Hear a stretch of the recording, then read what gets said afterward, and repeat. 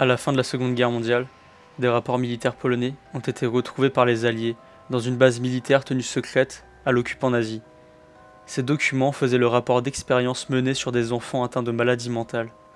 Le cas du petit Vladimir Tchikevesko, 8 ans, est hors du commun, si je puis dire, dans le sens où ce sont ses parents, eux-mêmes militaires, qui ont donné l'autorisation pour mener l'expérience. Tous les éléments de début d'expérience laissent penser que le petit Vladimir n'était atteint que d'autisme. L'enfant fut isolé dans une chambre stérile, servant à l'origine à faire des tests sur des prototypes d'armes chimiques. La chambre se trouvait à 40 mètres de profondeur, complètement isolée. Seul et attaché sur un lit, pieds et poings liés dans le noir absolu. L'expérience avait pour but de démontrer que les stimuli environnementaux provoquaient le mutisme du garçon à l'esprit trop faible, inadapté à notre société. L'enfant devait en quelque sorte se réinitialiser complètement en l'absence des contacts qui, supposément, polluaient son esprit. L'enfant fut évidemment pris de panique et entra dans un état hystérique au moment où on l'attachait sur le lit. Deux micros enregistraient les sons dans la pièce pour suivre la progression de l'expérience. Elle devait durer 3 jours, durant lesquels le sujet resterait allongé sur le lit, sans nourriture. Les 12 premières heures furent un flot ininterrompu de larmes et de cris.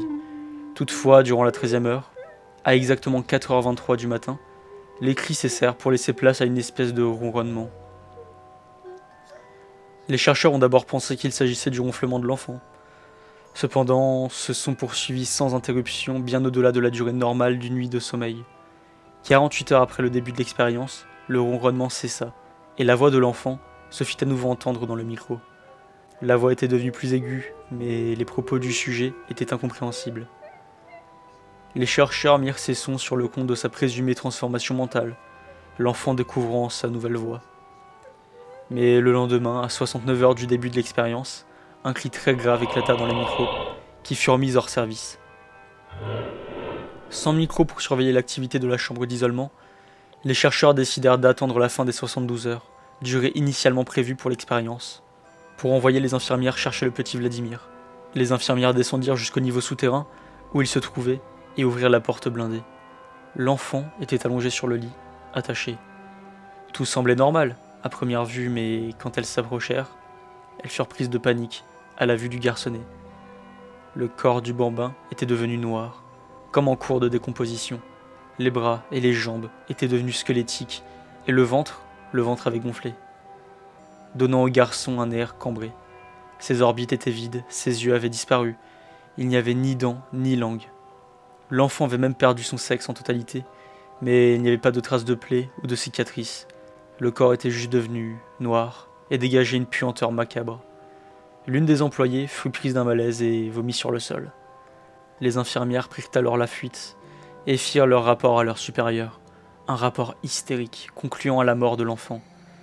Mais toutefois, alors qu'une nouvelle expédition de médecins et de soldats était sur le point de descendre, les micros de la salle se remirent à fonctionner. Aucune voix ne se fit entendre, mais on entendait très clairement l'enfant se débattre dans son lit. Puis il y eut des pleurs de douleur, et finalement le son d'un liquide qui se déversait au sol. S'ensuivit un bruit qui leur glaça le sang, et les pleurs d'un nouveau-né.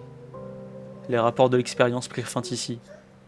Toutefois, les rapports de fonctionnement de la base firent état, dans la semaine qui suivit l'expérience, de 49 exécutions de militaires ou personnels soignants, sans qu'aucun des corps ne soit retrouvé dans le cimetière militaire ou à la morgue de la base. Le motif indiqué sur les ordres d'exécution était tous identiques, offrande aux profondeurs. La base fut découverte le 21 avril 1946, entièrement vide. Après des fouilles minutieuses, aucune trace de chambre souterraine ne fut découverte.